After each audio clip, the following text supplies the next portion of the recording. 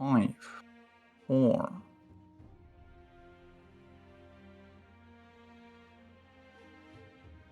And we are really quick intermission, but hey, we have no time to lose.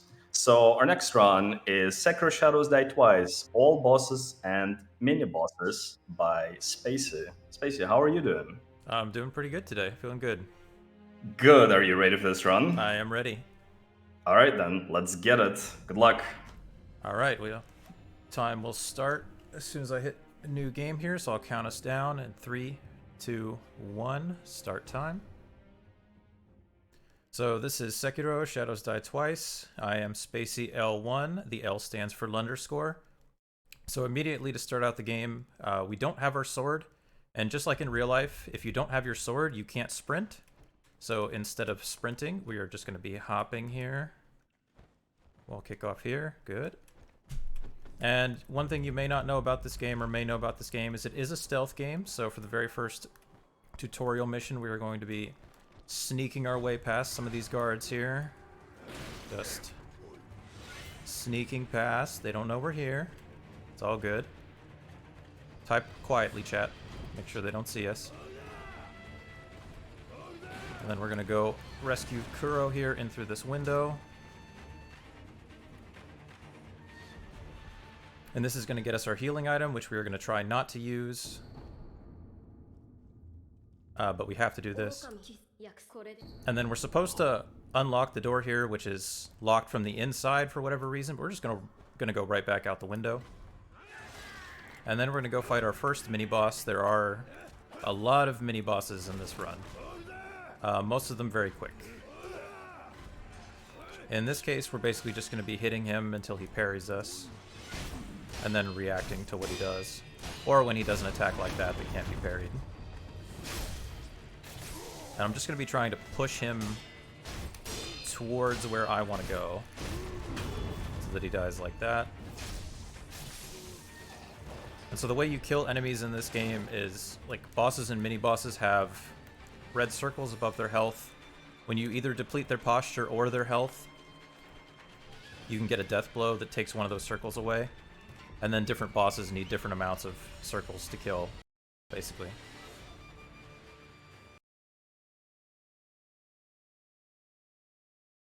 And so we're just going to die to Genny here immediately. We'll kill him later, because he is a boss. We'll kill him several times later, in fact. Spoilers, but this time we're going to let him have this one. So now we have our sword out and we can sprint. There will be a few other places throughout the run where we won't have our sword because there are these designated safe zones. And again, since we don't have our sword in our hands, we can't sprint, so we're just going to hop. Just try sprinting without a sword in real life. You can't do it. Can't be done. There's our sword. Now we can sprint. And we also have our grapple here. Essentially, the startup and kind of a... like the end lag of the grapple animation is kind of slow. Even though you generally move pretty quick while in the act of grappling, so it's not always simple to figure out when you're like routing the pathing for this game when you want to take grapples and when you want to avoid them, but there are going to be plenty of times where we can't avoid them anyway. So routing movement in this game is always interesting. I'm going to fight our second mini-boss here, the General. We're going to stealth deathblow him from above like this. And then for most of early game here, what we're going to be trying to do to kill bosses is kind of dead angle them like this.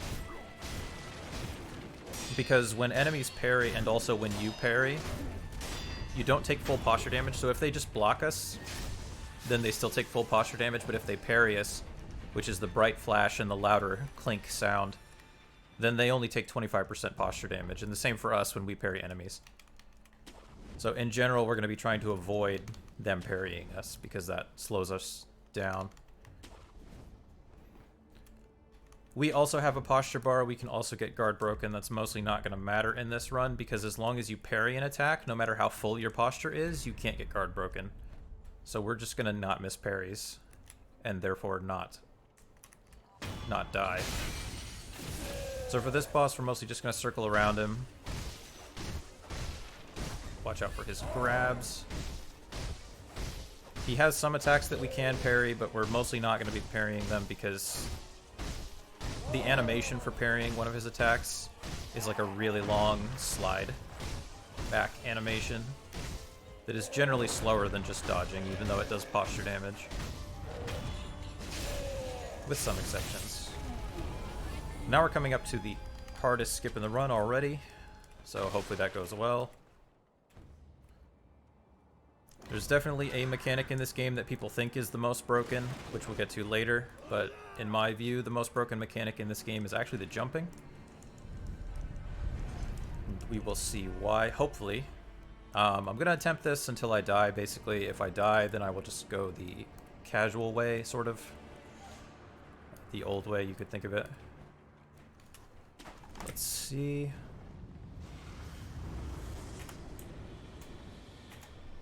Or we're going to get it first try. Awesome. Okay. Well, or we're just going to get the hardest skip first try. That works. So, I know some other speed game communities have kind of taken to calling that coyote time in games when you can run off the edge a little bit and then jump. But basically in this game, the sprint jump animation is so long that you can kind of trigger it as you go over an edge like that. And he will complete the animation before he starts falling, and you can jump like way farther than you're intended to. And that breaks a lot of things. The most important thing to note, though, is that there are, like, depending on the surfaces that you're jumping off of, there are some late jumps that are really easy and some that are really hard. So that was a very difficult one because of the invisible walls that are intended to help you not fall into the cliff. This is an easier one. So yeah, that's much less tight timing. Oh, that's Gyobu, by the way. Say hello to Gyobu. And then say goodbye to Gyobu. So if we're out of bounds like that, he'll try to path to us, and he will just path himself out of bounds. Otherwise, if you're not out of bounds, it is very difficult, if not impossible, to actually get bosses to fall off of cliffs like that. But by getting out of bounds, it's pretty easy. Oh, so we're also picking up some sugars. Sugars are going to be our main buff item. The light red sugars, the Akko sugars, are going to boost our attack power by 12.5% specifically. And then we also have the green Gachin sugars, which are going to make us essentially invisible, at least until enemies get really close, and also make us quieter. I'm going to jump to not aggro those two guys. If I aggro one, that's okay. And I'm going to try to parry Bull in such a way that his charge kills both of these guys here. Okay, I think I got it. And then Bull, like a lot of animal enemies, takes extra damage if you hit him in the head. And I'm also going to be taking advantage of his stagger. And I'm going to jump kick him like that to cancel him out of his slower death animation. You can only jump kick cancel him out of his death animation if you kill him with an attack. If you kill him with a parry, you can't cancel the animation, despite it looking very similar. They are different animations with different animation cancel values for some reason. We're going to kill this guard in particular. He stole our car keys. We're going to get him back. There's our car keys. We're going to hop over here and use them to open our garage over here. Yes, the car keys also open the garage. Don't question it. And we're going to get another shinobi tool here. We've picked up one shinobi tool already. We'll be using 3 of them for various things throughout the run. And we also need 3 of them specifically anyway for something we'll talk about later. So there's the spear. And now once again for this mini-boss here, much like the second one, I'm just going to be trying to dead angle him. I'll push him into a corner if I can. We will get to see other versions of this boss later here. So once his iframes run out, I'm going to try to force him into the corner, not let him block or especially parry me. This could work. Into the corner. As long as I don't get parried too much, though, it's not that important whether I get him into the corner. There we go. It's just a lot easier to dead angle him if you can get him into the corner. And I'm also picking up money from bosses. There's only one... There's 2 places in the game where we actually need to spend money. One, like, way later down the line. And you don't want to pick up all the money you could get because you can actually lose time from enemies that drop items, which can be like an RNG thing from certain enemies. But we're only going to be picking up money from mini-bosses that specifically cannot drop items, so they can't cost us time. And so as long as we don't die and lose any of our money, we can actually make enough to buy the late game buffs that we need to buy later without actually having to pick up or sell more things, which obviously would be slower. So now we're going to talk to Ishin up here in his tower. We have to do this to be able to continue the game. If you don't talk to Ishin here and accept or reject his quest, then he actually won't appear in his tower later. I'm going to say no. He gives us an esoteric text, which is an item that lets us learn skills. It's not like it's a bad text or anything. There are some skills we want to get from it later, but we've got other things that are higher priority. And we won't really be able to afford those skills anyway until much later in the game. And actually, after Ishin dies at the very end of the game, you can just pick up that esoteric text from his room, which a lot of people don't realize.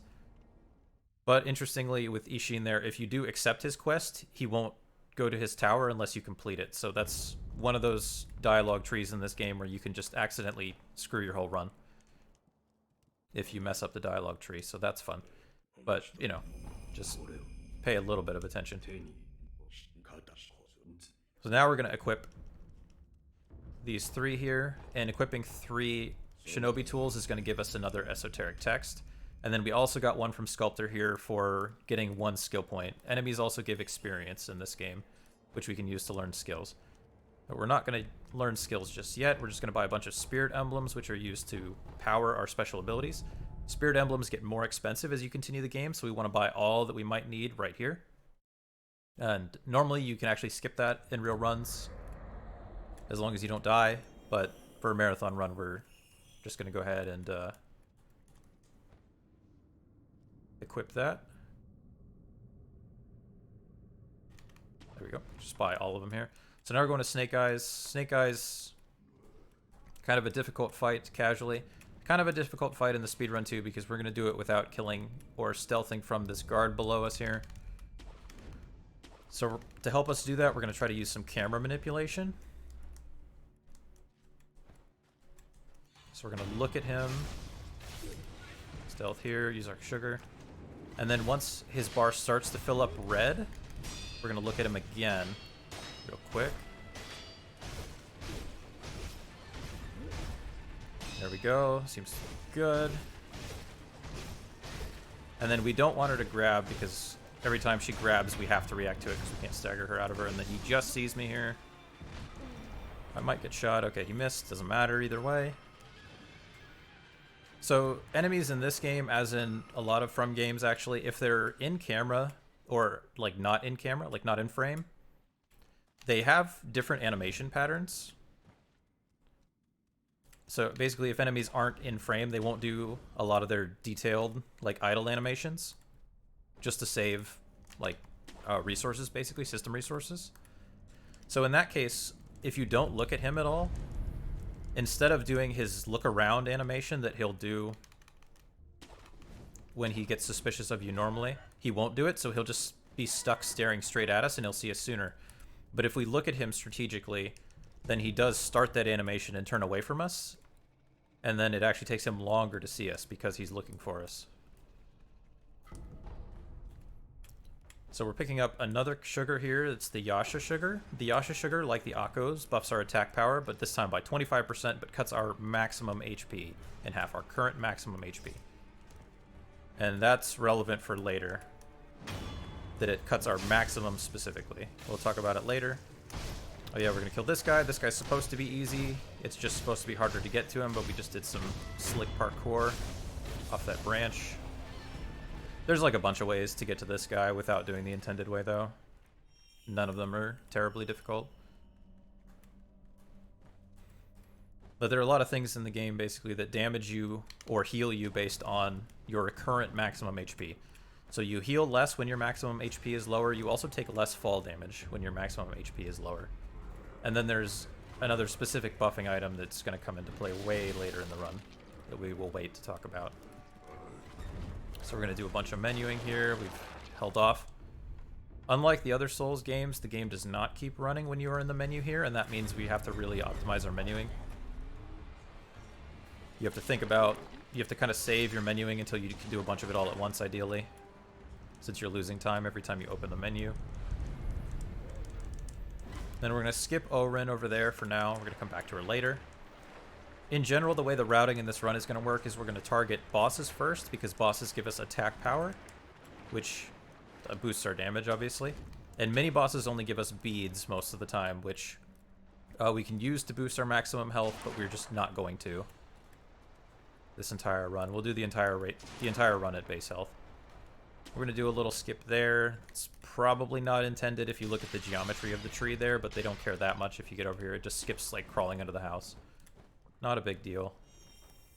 And then we're going to go kill Corrupted Monk here.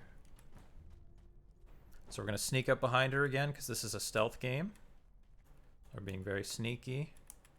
Pop these, being very stealthy here.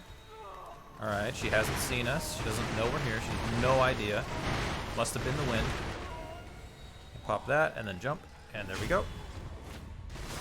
So Corrupted Monk, you can stealth deathblow her, because there is a later fight that uses the exact same model that you were intended to be able to stealth deathblow from above. But by forcing her to backstep a number of times with the items that we used on her, you can just force her back into a position where you can wall kick off of that pillar and just get enough height to get the death blow.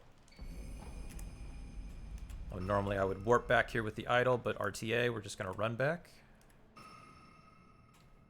And then we're going to go fight Genny in the tower. So one of the reasons we target Monk early is that we can kill her without it mattering how much attack power we have, because we just kill her from stealth. And then there's another reason that we will talk about later, but not just yet. Because for Genny, we're just going to parkour our way up to him. Not quite the intended way. We're just going to abuse some weird wall kick physics here. We're also going to try not to get hit too much.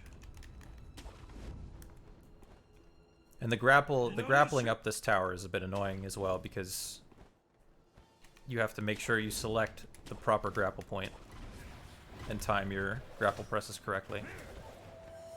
And avoid the woo guy. And then we're going to wall kick off of something. We're going to mess it up first. That's good. That works.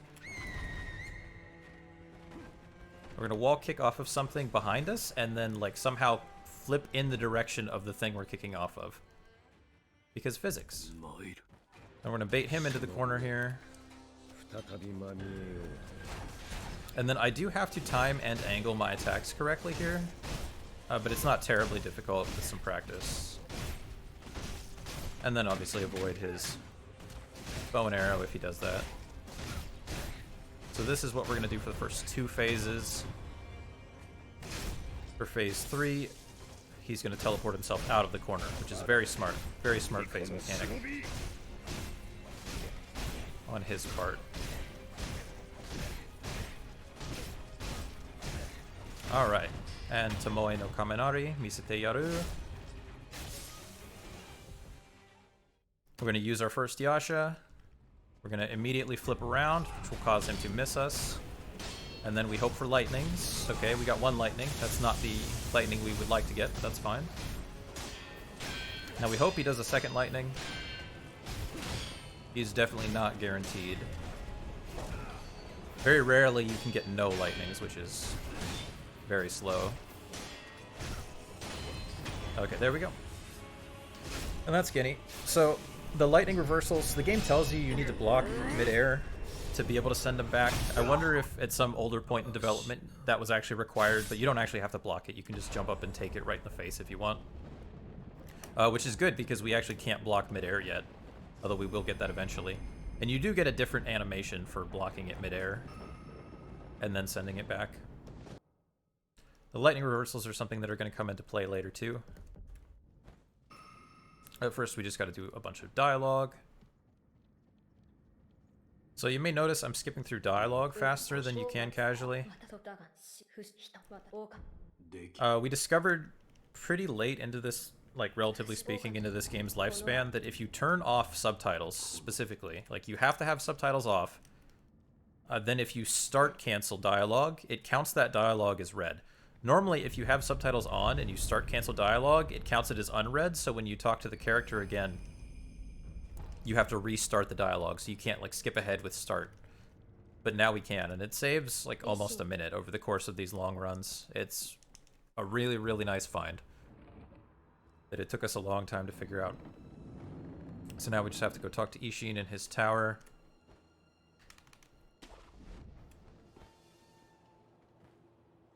The thing is, though, you have to know, like, to use it as efficiently as possible, you have to know what is counted as a section of dialogue. So, for example, this Ishin dialogue here is a bunch of very short sections, and because we have to crouch... Oh, the game just crashed randomly. That's strange. Okay, well... That's not a big deal. Let me make sure that capture comes back. That's classic Miyazaki. Do we have a moment of donation? Yes, you can. While we just get back. Okay, perfect. Because we just got $20 from an anonymous saying, thanks organizers, runners, and supporters. Thank you so much, anonymous. Yeah, so we have to crouch every time. We have to re-crouch every time we restart his dialogue. So this is a case where we actually, even though we could like start cancel all those, it's slower to start cancel and then have to restart his dialogue. So we're actually just going to mash X through. That was a very strange place to crash as well. Now we just need to grab one key. Here. Oops, nice jump. And we just need that key later to continue the main story. And now we can see what most people, I think, just on watching this game, would consider the most broken mechanic. Or at least the most obviously broken mechanic, and that is the swimming. So this is the other reason we went and killed Monk. But see, my argument for jumping is that the reason we can break swim is because we can do an easy late jump there to get to this hole in the collision. But yes, we can air swim, I think is pretty well known at this point that this game has this. It works essentially the same as it does in a lot of other games. The devs, when they coded swimming, instead of coding certain specific areas as above water or underwater, they just have a plane that they place over contained areas, and when you go up or down through that plane, it toggles you in and out of swim state. So by going through that plane out of bounds, we can exit what's supposed to be a contained area and just kind of carry our swim wherever we want.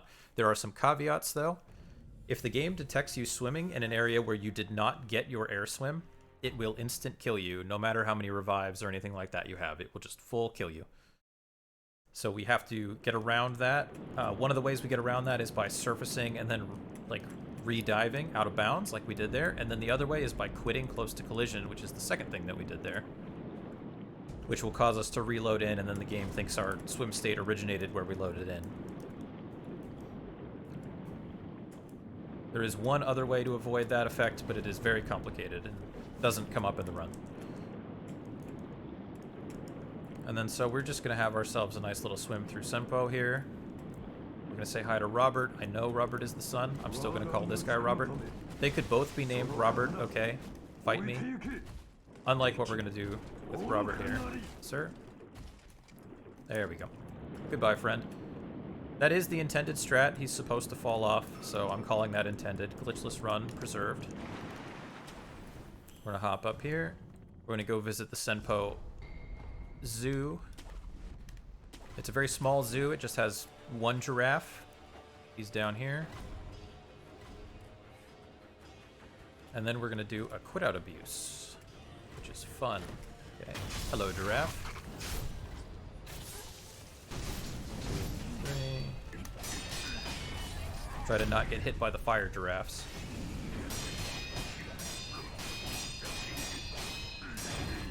That's fine. And then we're going to quit out here. So the devs apparently got tired of us in other Souls games using quit outs to de-aggro enemies and stuff like that. So in this game, to try and circumvent that, they made it so that when you have enemy aggro, the game stops saving your position on the ground, even though it still saves like what happens to you and what you do.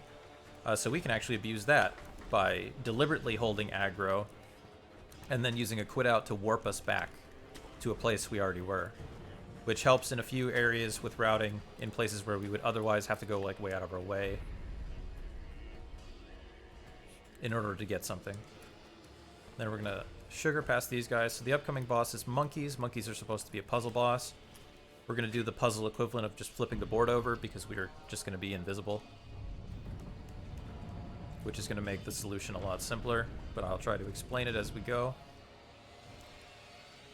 I'm gonna zig a little bit here to try not to get hit by those guys. And so first is the invisible monkey. He just starts right behind us. So we're just gonna kill him immediately because we know he's there. And then the orange monkey is the loud monkey, so he is weak to getting stabbed in the back, just like in Pokemon. And then we have the monkey that hears very well, so we are going to loud firecracker him, which he is not fond of. And then up there is the purple monkey who sees really well, but his fatal weakness, of course, no eyes in the back of the head. And so that is where we are going to put our sword. And then not for speed reasons, but I'm just going to run up here and go into this room. Only because if you end this fight in this room specifically, the lighting in the next area is different. So we have this dark mood lighting in the inner sanctum here because we got teleported from there. So, you know, if you've never played this game before and you don't know what it normally looks like, it looks different. So be impressed. And now we have our most powerful tool in the entire run, which is the Mortal Blade, Fushigiri.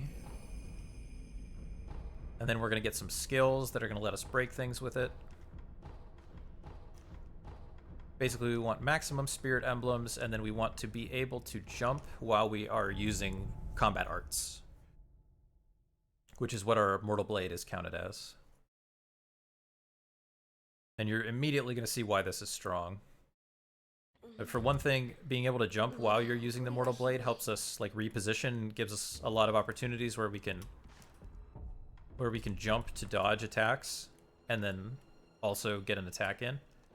But you also just do extra damage with the first Mortal Blade when you do it out of a jump for some reason. It's unclear to me if that is intentional or not. But they never patched it out, so maybe it's intentional. We're just gonna Mortal Blade and then parry him to death. And we're gonna kill this guy way down here.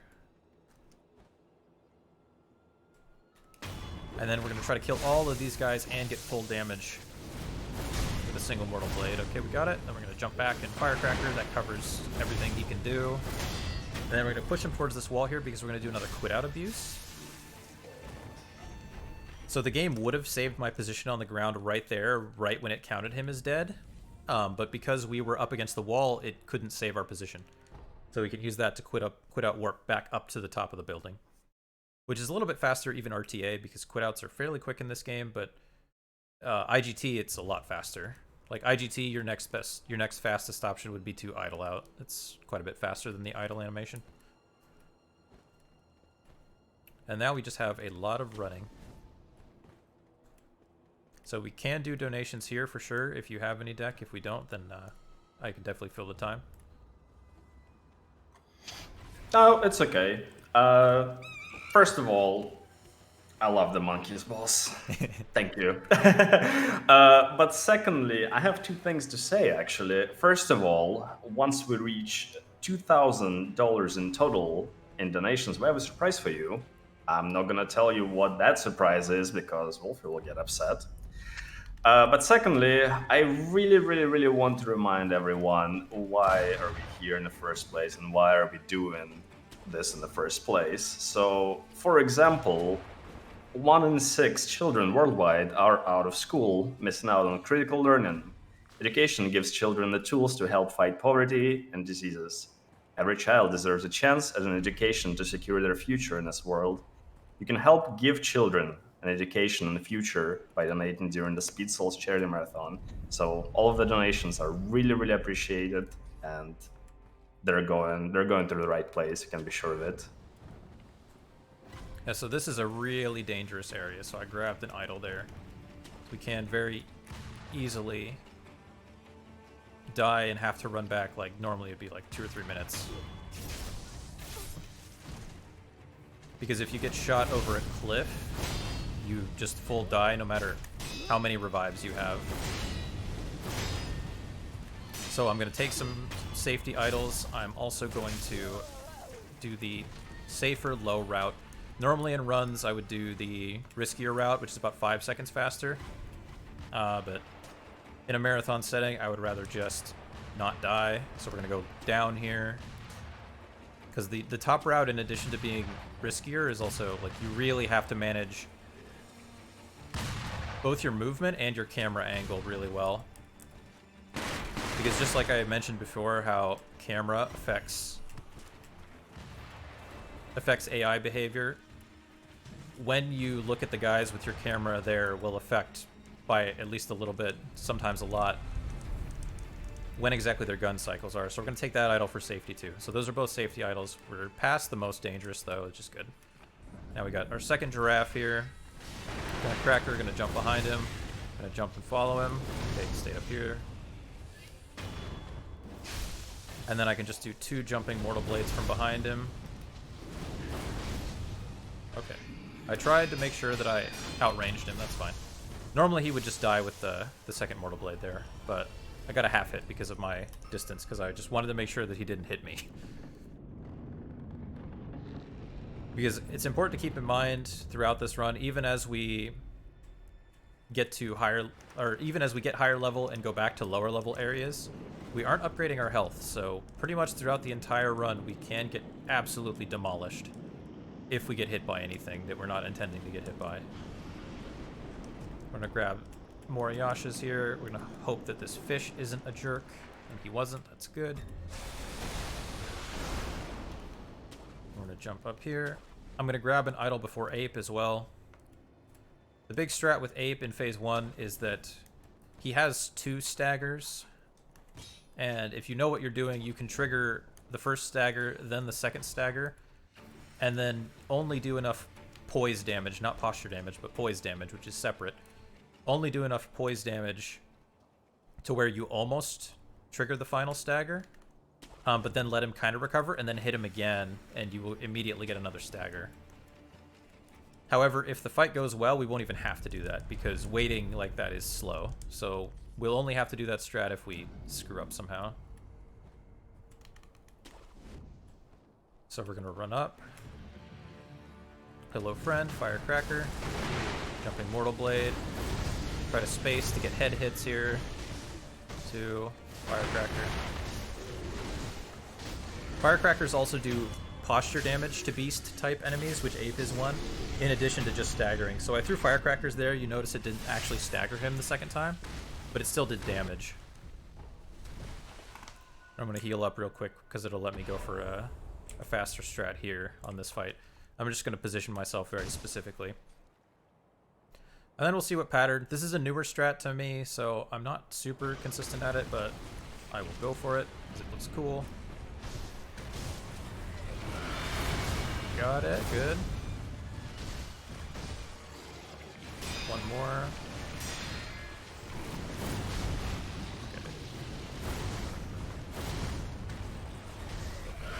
Okay, so not perfect, but pretty good.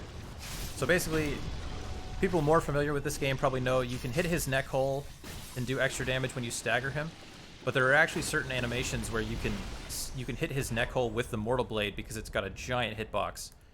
You can actually hit the weak spot during certain other animations. And that's what that strat is. It makes the fight way faster. Basically saves you an entire combo optimally, and also makes you way more able to get a fast kill no matter what he does, because you have a lot more opportunities to get that big Mortal Blade damage. You can also use the spear on his neck when he's staggered and get a special animation that does a lot of damage and only for the cost of 1 Spirit Emblem. So casually, when it takes you longer to kill him, that's probably worth doing because it's more efficient Spirit Emblem wise, but for maximum speed, you just want to hit Mortal Blade on the weak spot, right in the neck hole. And then also you may notice we just warp back to an idol that we never grabbed. As soon as you get the items that you're supposed to grab for the scavenger hunt that makes up the first part of this game, the game automatically sets your last rested idol to that one, whether you have it or not, so we can just warp right back to it with our idol as soon as we get it. Then we're going to go kill 7 Spear here. I'm going to jump up here. I'm going to try to do another quit out abuse here. Do we have time for a couple of donations right now? Yeah, we can do that now. Perfect. First of all, I want to announce that we have reached $1,000 in donations. Congratulations, and good job, everyone. Secondly, the person who put us over 1K is none other than Pinit, donating $200. Also covering our incentive for the Demon Souls race, so that's happening. And Peanut says, Spacey is pretty cool, and so is SCM, Franker Z. Thank you, Peanut. Thank you very much, Peanut. And we also have another donation from Horst, donating $5 and saying, did you know Divine Confetti is not needed to damage the underwater headless in Fountainhead Palace? The presumed lore reason for this is that the confetti has been washed using Fountainhead water, making it redundant in this specific case. The real reason, however, mechanically, is that there is simply no animation for using items underwater in-game, preventing you from damaging the headless. Well, except for your gourd. You can drink underwater, but yeah, for the most part. No confetti animation underwater. Stealing my script. Spoilers. He also did that because he knows I'm about to explain what confetti is for. So this is Divine Confetti, which is another buff that we picked up. Its primary purpose is that it lets you do damage to headless and Shichimen enemies. But it just also gives you a 20% health damage boost across the board. It essentially adds like elemental damage to your weapon. You can kind of think of it like a resin. I screwed up. That's okay. Screwed up the easiest part. Okay. There's one dodge you have to do in this fight. I messed it up. I went a little early. That's fine. Save. But yeah, the most notable part of that explanation, though, is that Divine Confetti increases your health damage and not your posture damage. So it's useful in fights like this where we're dead angling the whole time or otherwise killing with health damage. It is not useful in fights where we are killing with posture damage. On the other hand, the Yasha Sugars and the Akos increase our attack power across the board. And so you can use them regardless of what you're using. So you could stack... You could also stack their Divine Confetti with a sugar. But we simply don't have the sugar to spare there, sadly. Which is funny because we just run right past sugars in late game. There's like a bunch more pickups in late game when we already don't need them as bad, sadly. But for early game, the sugar routing is pretty tight. It is noteworthy, though, you can only have one sugar buff active at a time. So basically, you can have a weapon buff on, which is like confetti, and you can have a sugar buff separate, but you can't have two of the same. So the sugar buff... The main reason that's noteworthy is that, for example, you can't use a stealth sugar and then also boost your attack. So there are some places in the run later where we use a stealth sugar to get up right behind an enemy, and then we use our damage sugar, and then we have to immediately death blow them from behind before they notice us, because they will momentarily notice us because we are no longer stealthed. And so we're just doing a bunch more story here. In addition to doing the mandatory story for everything but the Shura ending, we're also doing some optional stuff to unlock a secret boss later. And actually a couple mini-bosses as well. And since there are bosses and mini-bosses there, we do have to do that optional quest line.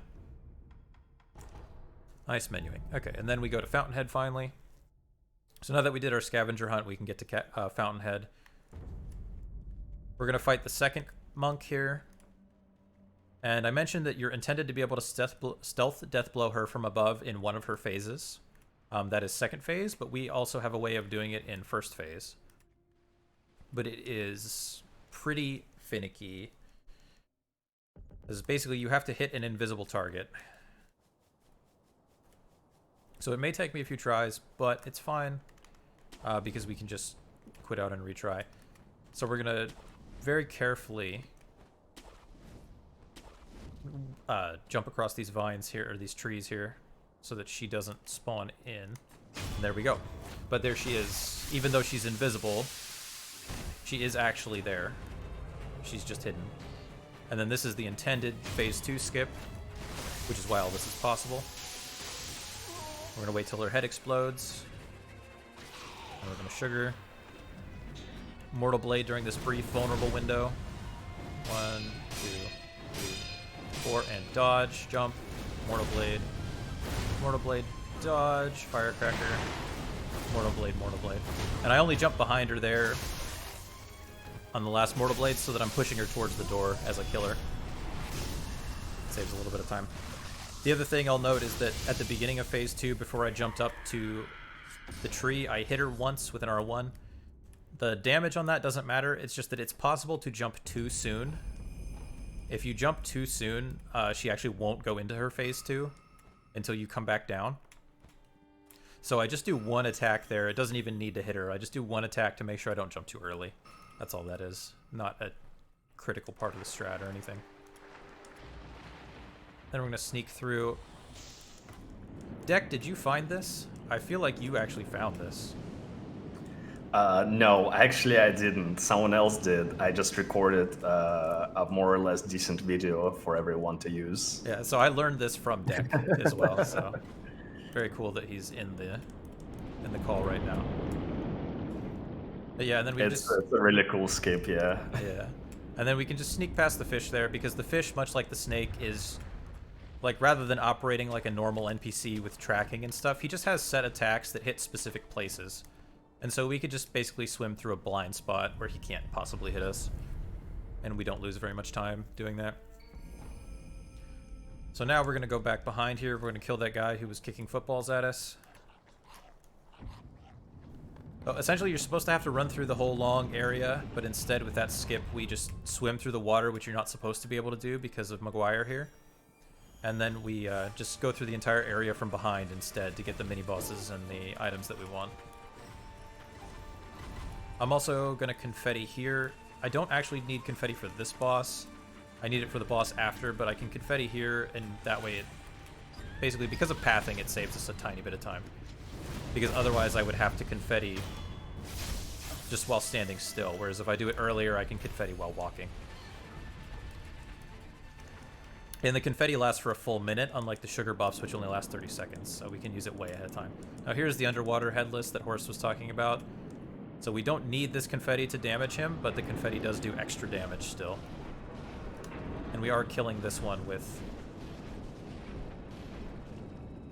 health damage, not posture damage, so the confetti is worthwhile. But we had to use it above water, as Horst said, because there's no animation for it down here. Oh, and he has a phantasm over there. That's why we also had to use the stealth sugar instead of like a damaging sugar. Also, we're out of damaging sugars. Briefly, but even if we had one, we would have to fight him while getting shot at by the other one, essentially, which would not be fun. And then we just have one more bull here to kill. And this is an intended mechanic with the bull.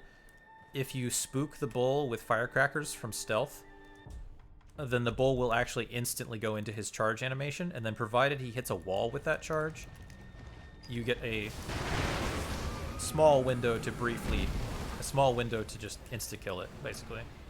So into this wall here, cancel that animation, and that's bull. So now we're done with Fountainhead. We could go kill Dragon right now, but there are a number of mini-bosses that will disappear from the world once we kill Dragon. So now we have to go do cleanup. So like I said with routing, we generally try to target full bosses, but then there are points like this where we can't target full bosses anymore. First, we're actually going to do Double Ape. Double Ape is kind of not a popular fight casually. It's very easy in the speedrun. With our buffs and our jumping Mortal Blade here, we can just stun lock Ape to death. I just have to do a somewhat specific pattern of attacks here. So we're gonna sugar right here, jump, double Mortal Blade, jumping Mortal Blade to re-stagger, wait, because I don't want my second Mortal Blade yet. Just 2 attacks there. And then I'm just gonna repeat that for phase 2. And then re-stagger. And then 1 more jumping Mortal Blade will kill. If I just done a follow-up Mortal Blade there, it actually wouldn't have killed. Because I'm out of emblems. So if you're out of emblems, you can still do the Mortal Blade, but it doesn't do as much damage. Or as much poise damage, interestingly. And then the other ape sadly behaved as intended in this case. Depending on a number of things, sometimes there's a bug where when you kill double ape that fast, she'll just keep dropping from the ceiling over and over, like while we're doing this. It's pretty funny. But unfortunately not for this marathon. Very sad. And now we just got more cleanup to do. So like I said, we targeted that enemy first because it's a boss, so we have more damage now. We gotta kill this general and go get another headless here. Kill him. Jump. I'm gonna kind of do like a semicircle with my jump here to try and not get shot by the gunman. My back, that's fine. Ideally, you don't want him to jump back, but it's fine if he does. Gunman here, okay. And then we normally don't need this confetti anymore, but I will grab it for safety. And now we can go fight our next headless. And so like I said, this is a lower level mini boss, so we can kill him very fast, but that gunman will kill me at my half. Basically my half of intended vit. So I do have to be very wary of the gunman. So we're going to double buff for this headless here.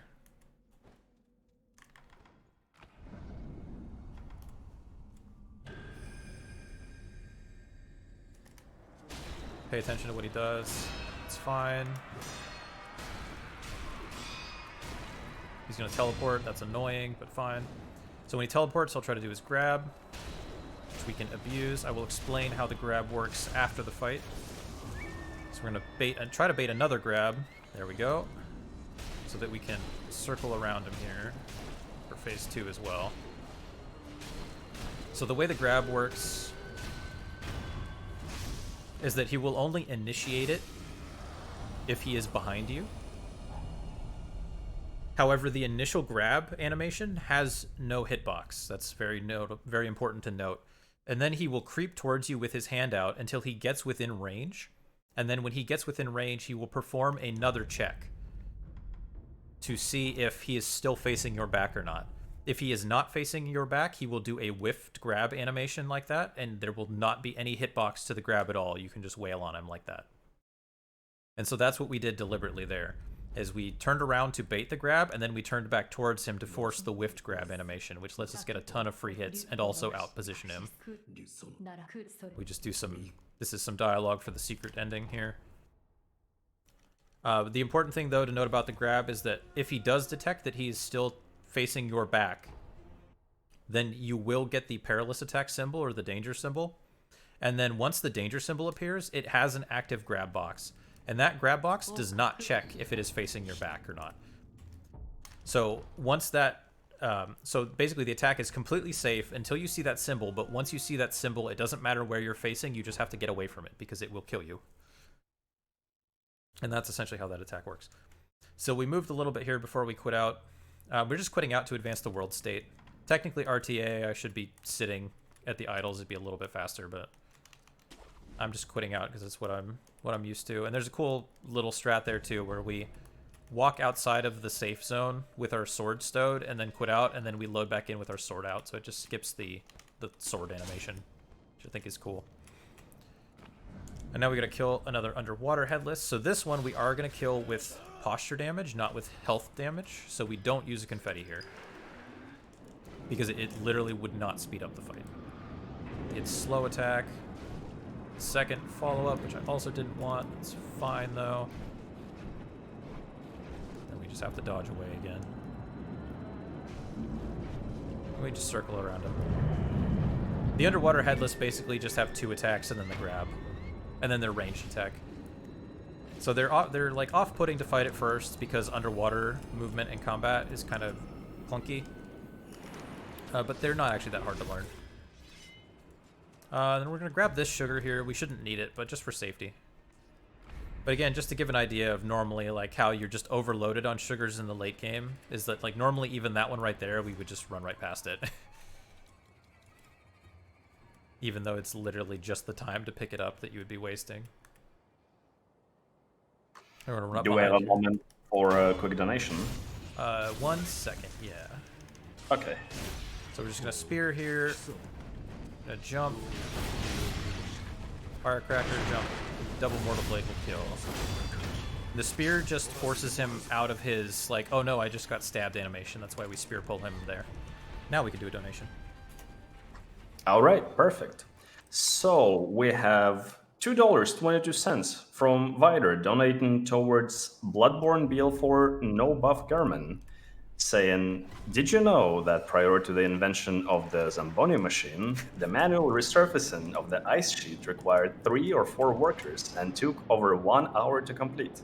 Good luck to Spacey and all the other runners, Frank Z. Classic reference. Classic. And then so we're just gonna, this guy, if everything goes well, we should be able to loop him from basically the entire fight, because we can just jump behind him there and then just stay behind him. And then in phase 2, we can bait the grab again, just like we did. Like that. There we go. See, there's the whiff, and that just lets us get behind him and just keep circling. Which is good that we can do this, honestly. Like, not that they're not kind of fun to fight normally, but there's just so much RNG at that point, like when you just let them pick attacks, because they have some combos that are very fast, and then they have a lot of combos that are very slow and annoying. And they have like a very fast slam attack they can just kind of do out of nowhere, so anytime they're idling, you're just not safe to attack them, basically. Which is just the most frustrating thing in a speedrun, where you need the boss to do something before you can safely hit them. Or you just have to YOLO it and just hope they don't kill you. So we're just finishing up the last of what we have to do for the secret ending here. We have to master this. Okay, and then we get the belt. There we go. Now we are done with the secret quest. We can just go to Harada 2 later. Once we get the bell for Harada 1, which we actually don't have yet. And now we can go fight Dragon. I really, really love the Dragon fight in this run, even though it's frustrating sometimes. Because there are a lot of fights in this run where they're intended to be actual fights, and we kind of turn them into gimmick fights. But this is actually the one case of the opposite, where this is supposed to be a gimmick fight, and we actually turn it more into like a straight-up fight. Because we're actually going to be attacking him between lightning spawns, instead of just waiting for all the lightnings. Well, it's a very cool fight when it goes well, even though it can be a frustrating one when it doesn't. And there is a slight auto-scroller part at the end, but it's the worst kind of auto-scroller where you can also lose time, because he's just going to do attacks for like 20 seconds, basically, and if he picks a long attack to start right at the very end of the 20 seconds, he will finish it before he advances, so there are some frustrating things about this fight, but I still like it. So this part kind of becomes an auto-scroller because these guys can only spawn so fast. So in terms of our time, it really only matters how many we can kill before the branches spawn, because once these branches spawn, we can do this and kill them faster than they can spawn anyway. That's 8 or 9. 5. Did I miscount that badly? No, there was one who didn't spawn. I don't know why this happens, but sometimes one of them doesn't spawn correctly, or that like its damage doesn't get counted. So we lost time there, but I would be very mad if this was a real run, but it's not, so it's fine. That just happens sometimes. That's why my count was off, though, because that guy was supposed to spawn earlier. It's fine. And we're gonna run up here. Okay, we can deal with this attack. Just gonna jump, and then we're gonna buff. Want to see the bite? Okay.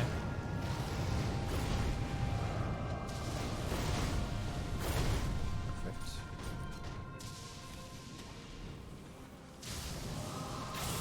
Awesome, awesome, awesome. So you can get screwed over at this part as well with this strat. This strat is faster than the old strat, so I'm glad we have it, but you can get screwed over because there are 5 branches. Basically every, I don't remember if it's 15, 18, or 20 seconds. I timed it forever ago. It'll just roll a branch randomly, but if it rolls a branch where there's already a lightning, then it just eats your lightning, and you can have to wait a full other cycle, basically. Or try to bait another attack. So this strat is, this newer strat is really amazing, like 90% of the time. Or 80% of the time, rather. But sometimes it's bad. Oh, also, normally you would take a death here if you haven't taken a death, because you get more respawns and it's faster to respawn if you've already died once, and so you can like die on purpose during that auto scroller to save time. But we're just gonna try to go full deathless since it's a marathon run. We'll just try for the marathon deathless swag. Because why not? I don't think it'll bite me. And that's Dragon. He has eyeballs, see? It is funny, I think the interior of his eyeballs look like beast blood pellets. So there's some deep Miyazaki lore right there. Definitely intentional. So now we could go fight the last boss, but we're actually going to go do a bunch of cleanup first instead. So if you time that dialogue cancel correctly, you can actually use one of those dialogue prompts to cancel the other 2, but it's pretty tight. Like even in runs, I don't get it consistently. It's just like a thing you should always go for, because you don't really lose time going for it. We're gonna hop down here. We still have an extra sugar, so we're just gonna skip those extra sugars we could have gotten there. We're gonna hope that one of these guys drops us a spirit emblem. We're not gonna go out of our way to get one because we can just do a backup that's a little riskier but isn't really slower most of the time. So just please drop us one. There we go, we're good. Do we do the safe way? So double spirit pull here, that removes part of his armor. Run over here to bait him around the corner. And then we can firecracker and wait for that guy to shoot that. And then he dead. Pretty sure that is intentional as well. Like, maybe not that exact sequence, but that exploding and doing damage to him I think is intentional, because the guy will kind of auto-target it most of the time. So, like, surely they planned for that to be a sneaky way that you could bait him over and kill him. Gonna dodge this guy. He did the grab. That's good. We're gonna pick up the bell that'll let us to get to Harada 1. If you don't talk to the old lady later, well, she'll always die here, regardless. But if you don't talk to her to get the bell will just drop on her body, and for whatever reason, rather than dropping as a static item placement, it is actually like an item drop, so you can just vacuum it from all the way over there. So not only do you skip her dialogue, but it's a lot faster to get over to her that way. Now we have one of the hardest bosses in the game. However, the astute among you may notice that we are in a familiar location, and then probably be able to piece together then what we're going to do from there. So yeah, this is Gyobu's arena. Demon of Hatred, despite being a lot tougher, is vulnerable to the same cheese. Hopefully he kills that guy. Okay, yeah. I think we can actually bait him off without dying even here. Nice. So goodbye, Demon of Hatred. And this is another reason we come over here now, because we can get free attack power from him as well, but also because we want the bell to be able to go do Harada now.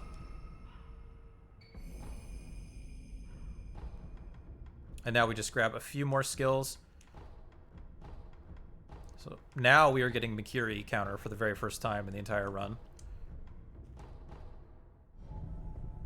And then also, we got those skills from Ishin's esoteric text that we mentioned earlier. So now we're ready to go to Harada. First, we have to equip the finger. We got the finger from Ape, which was very rude of him. We do have to equip it because the Shichiman boss that spawns in Double Apes Arena will not spawn if we don't equip the finger. Or, like, not equip it, but, like, actually convert it to a tool. Probably for lore reasons. I can't think of a mechanical reason. I can think of a... Well, okay. We're going to screw up this very easy skip here. I'm going to do it. I'm going to go back and do it. It's not faster.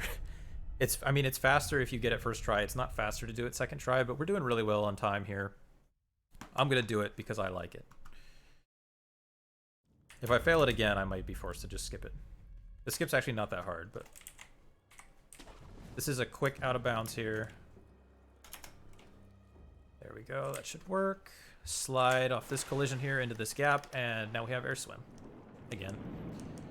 This only saves like 7 or 8 seconds, basically. We're not actually skipping anything other than running, but we do get to take a much faster line. We get to take just a straight line to the next area, basically, and then you also move faster swimming than you do sprinting underwater. Like underwater, you do about 50% faster. So that's why we air swim in a lot of places, even where we don't skip things, because just the movement is faster, even with the time it takes to get out of the water. We're going to kill this guy. We're going to try to get a specific pattern of death blows here. So we want to kill him from the front for the first time, and then we want to bait a backstab here. Perfect. And that is the fastest combination of execution animations. The backstab animation is faster, but if you backstab him on his first health bar, he has like a ton of iframes, because he like falls down and then has to get back up before you can hit him again. So it's slower overall. But in phase 2, we don't care about his iframes because he's just dead. So you want the backstab in phase 2. And then, fortunately for us, he has an animation. Like, he has an attack he'll try to do if he senses you're behind him, where he'll try to poke you from the back. Gonna talk to Dad here. For some reason, if you run up to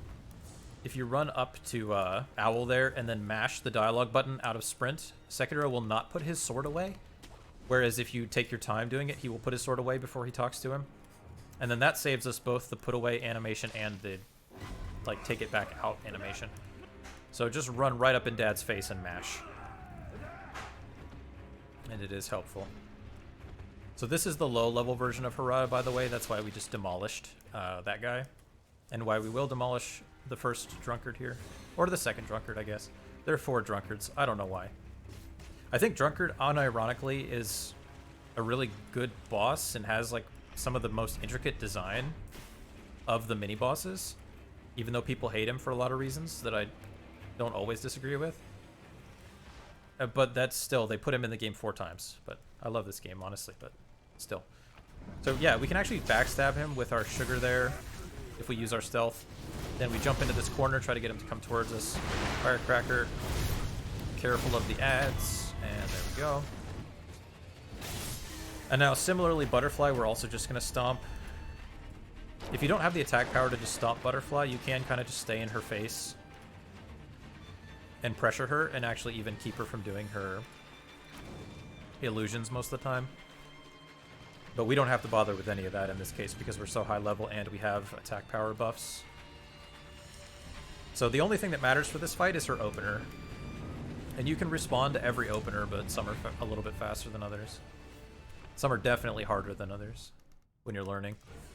Okay, that one's fine. Just parry and then firecracker her. For example, if she does nothing, then you just firecracker her, jump behind like that, and then you have to parry her twice. So not terribly difficult. I'm watching for her to spawn, wait for the health bar to appear, then I rebuff. Jumping Mortal Blade, and then I follow her and jumping Mortal Blade. So there I deliberately let her trigger her illusions attack because that means she won't block me or parry me when I hit her with the second Mortal Blade. Well, that's Butterfly. So now we go to high level Harada, but first we are going to make a quick detour to get another buff item, our last buffing item. And it's one I don't think people use a lot casually a lot of the time. But it is the Ceremonial Tonto, and the Ceremonial Tonto essentially lets us make the Sekiro equivalent of blood bullets. So we can have extra spirit emblems. And we can also get back spirit emblems mid-fight at the cost of 50% of our current maximum HP. Which is also noteworthy, because that's how it interacts with Yasha. So I'm going to jump. Shichimin, I just have to know where they spawn, basically. So he's going to teleport here. I'm going to run back near this circle of skulls over here to bait him to teleport where I want him to. You don't have to go quite that close, but I'm playing it safe for obvious reasons. And then you can just circle behind him there while he's in that animation, because we know where he's going to spawn. I don't think these fights are that hard casually either, but yeah, for the speedrun they're very easy. You just have to know. You just have to know how to manipulate their spawns. Which is really just a matter of, like many things in speedrunning, learning floor geometry. If you've never speedrun a game before, there is a lot of learning floor geometry in a lot of games. Now we go to high level Harada. So, for example, here with the Ceremonial Tonto here, I'm going to Ceremonial Tonto while at full health, and then I'm going to Yasha after. So that the health cost of the Tonto essentially doesn't matter, because now I'm at the same health I would have been at anyway. Can I interject real quick and sure. remind you that you have to do the Owl Challenge fight? Yes, that will be after the run. There's no good way to get the... There's no good way to get the buffs. The debuffs, rather. So we will do a second fight out after. Okay. Yeah, so you'll get to see both. You get to see the speedrun version, and you'll get to see the, like, basically itemless challenge run version after. Yeah, so we just baited specific attacks from that guy so that we could guarantee that he goes for the jump here. Oh, I meant to do the RTA version of this strat, but that's okay. I'm out of position for it now, so I'm going to do the normal way. That's fine. So this is a very easy thing to do casually, too. You can kill those enemies like that with a sugar, so they don't see you, and then you can quit out, and this will put you behind Drunkard here, which will let you get a stealth death blow on him to start the fight. So we can clear the ads, de-aggro everything, and then still get half off his health there.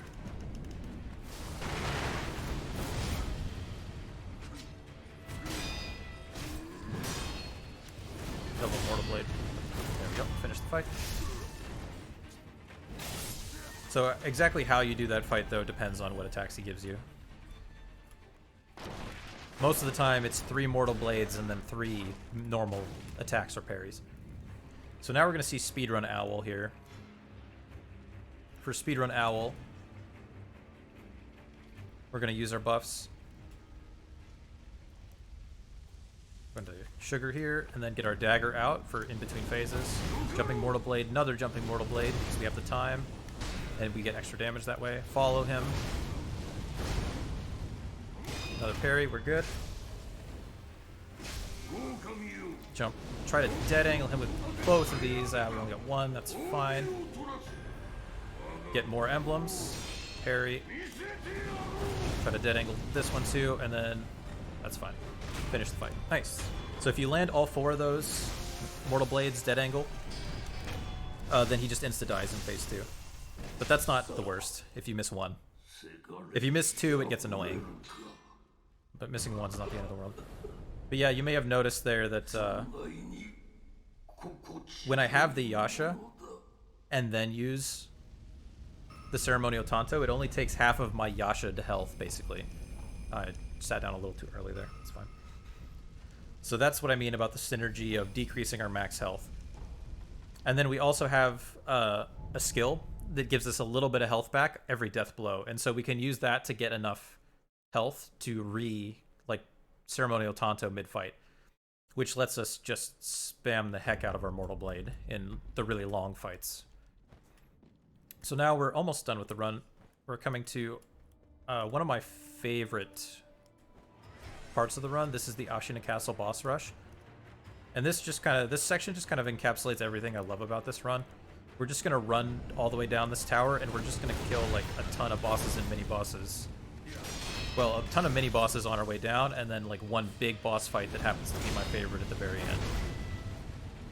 So this is really just this run at its best, in my view, where you just running real quick from place to place, and you're just taking out guys left and right. This is such a dense run. That's what I honestly love about it. It's very difficult to learn because there's just so much you're doing in such a short span of time, but it's what makes it so satisfying. So we can deathblow this guy. That's going to automatically aggro the mini-boss, but then we can just quit out again and spawn back here, which will let us also get a stealth deathblow on him too. And we're going to do another little strat here where we can actually bump him mid-air to get a stagger, which is going to guarantee we get full damage on both Mortal Blades here. This is a strat we're going to use again right after this on a different boss. So I'm going to jump kind of to his side and then move into him mid-animation, which is going to let us kill him very quick like that. And even give us the fast death animation. And then I'm just going to go ahead and use this Yasha Sugar while I've got a little bit of downtime, waiting for that to clear.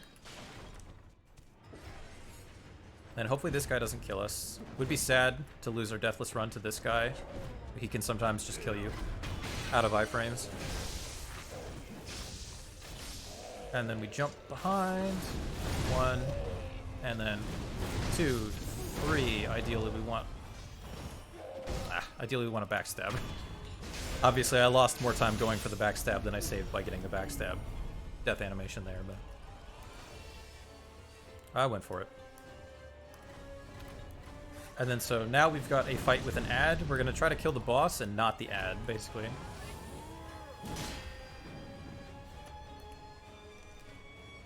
So we're going to Gotchian Sugar here so that we can sneak up behind him. And then we're going to Yasha and then Deathblow real quick. Then we're going to try to bump him. Hit only the boss with the Mortal Blade because that will keep the other guy farther away. And then throw our firecrackers in such a way that we hopefully stun the other boss, the other enemy too.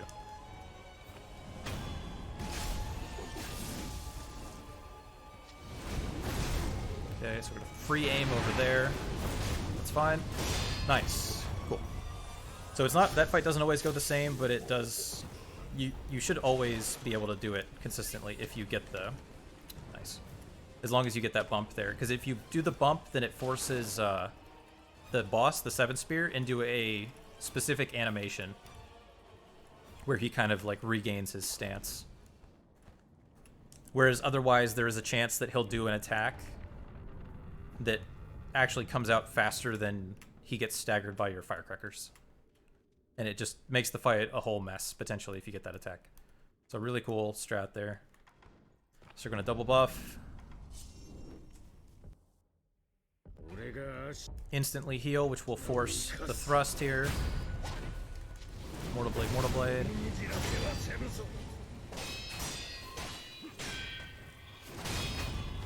Instantly run up to him in sword phase.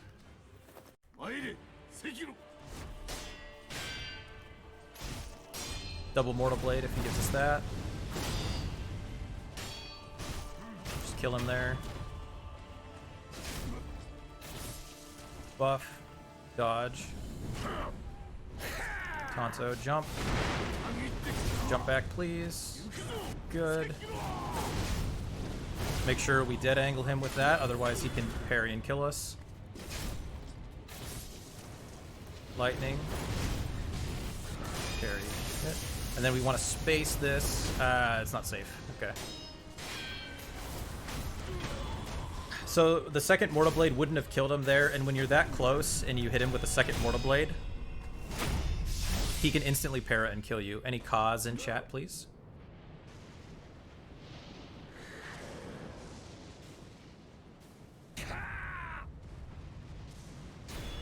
But if you jump far enough away from him, there's like a perfect distance you can space it where he'll always do the, like he'll do the startup for his long combo. So you can double Mortal Blade and then you can just immediately R1 him out of the long combo as well. But because his back was up against the wall, it was more difficult than normal to space it, so I just played it safe. Alright, so we have the thing to do the secret ending. We're just going to mash through this ending instead, because it's That's one extra input for the good ending, guys. Come on. But the run's not over yet. We have to trigger the credits. We don't have to trigger the credits last in this run. So now we've got just a little bit more mini-boss cleanup. We are very nearly done, though. So we're going back to fight Orin now. The Orin strat is also very cool. But frustrating sometimes when you don't get the baits you're trying to get. Because we're very specifically trying to bait her into jumping or not jumping, depending on what we want at specific times. So we're going to run here. Get a Yasha. Jump. Double Mortal Blade. Now we want her to jump. Okay, that's fine. Jump behind. We want to finish phase 1 in a backstab because she has fewer iframes. She might misbehave here because she's kind of up against the wall. Oh, that's fine. And now we just want the fastest attack possible. Like that. So that's basically exactly what we wanted. She parried once, but pretty good. And then normally we'd idle back here, but RTA, we're just going to run back. And now we've got one more Headless, 2 more Shichimin, and 1 more Drunkard. So this is the last Headless. This guy is really annoying. If we take too long killing him, this chicken can come annoy us. So hopefully this all goes fine. Yasha, Divine Confetti. Try to bait his long-range attack. Okay, there we go. Got it eventually. Play it safe there.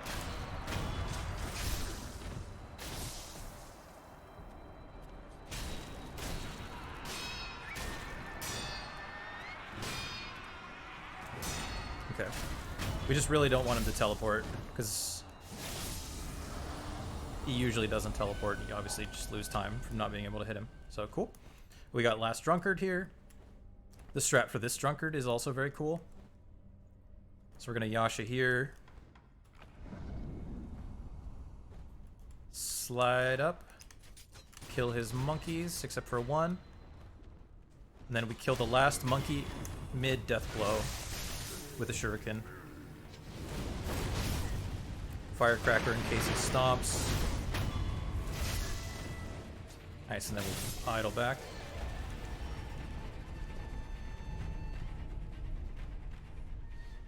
Now we just have the last 2 Shichimin.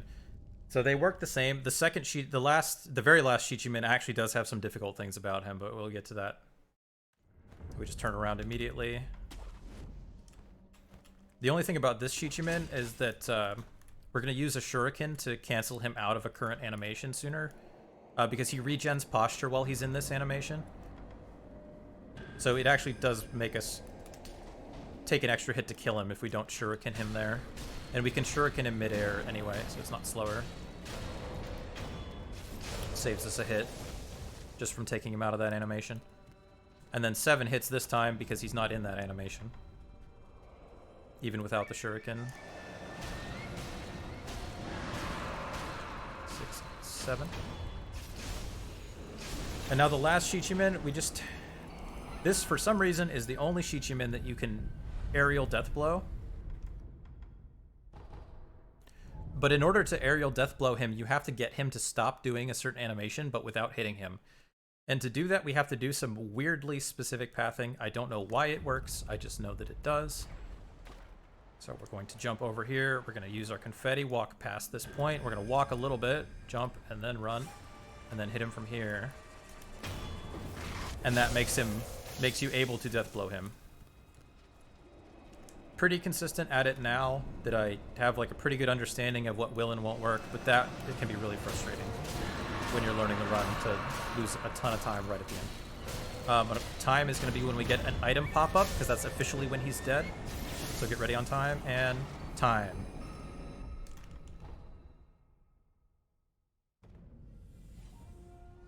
So our in-game time with our load remover, that was a 1:10:51. That's faster than any of my practice runs. That's like almost 2 minutes off PB. That's not bad, not bad. Now we can do the incentive though. So let me just load a save file. For some reason, it's going to take me 2 tries to load this save file. For it to like actually load into the correct file. Just because of the way that this game does its save files. So this is the incentive that you guys generously donated toward.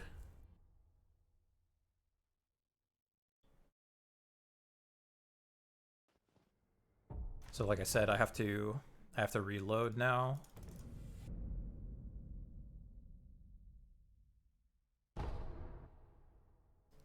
All right, so this is No Charm, Demon Bell, Owl. So there are 2 hard mode modifiers you can get. One of them you can only get once you've beaten the game. The other one you can grab at any time. Collectively, they basically give enemies more health and more damage. And then Demon Bell, or not Demon Bell, but No Kuro Charm also makes it so that if you hard block, not parry, but like fail to parry and block an attack, you take damage through your guard. And so we have both of those on. This is regular new game. You can see I have base vitality. I've got 11 attack power, which like at the end of new game, you can get up to like 14. So max would be 13. So we're not even at max new game attack power here. And then we've got no combat arts, prosthetics, or ninjutsu equipped. I mean, ninjutsu doesn't help. Then we've only got 1 healing gourd. I don't think we need that. We're just going to take that off too. And then this is also the game state. This is also the game state after we've already aggroed him, so we get less free hits at the fewer free hits at the beginning. And then so this is going to be serious time. So guys, make sure you type quietly in chat, please.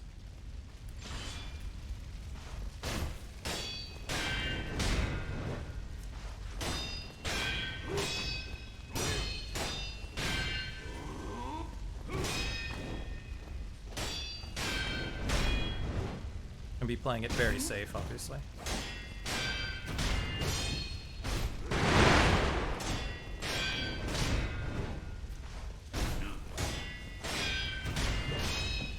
Definitely not claiming this is like optimal speed fight. We're treating this like a challenge run now.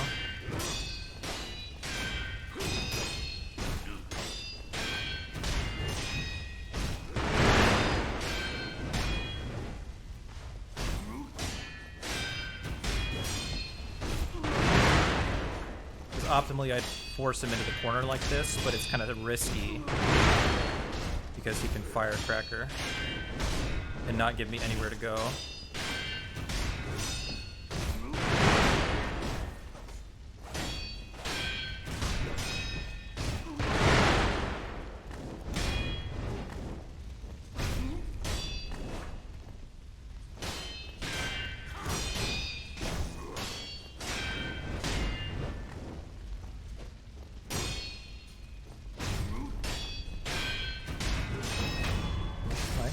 Okay.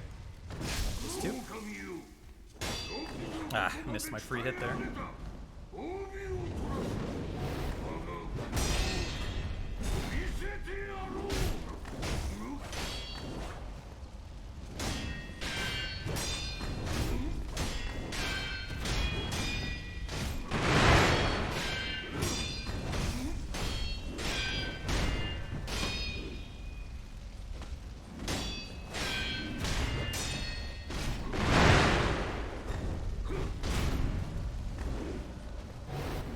Fine. Jump. Mikiri. We do have Mikiri.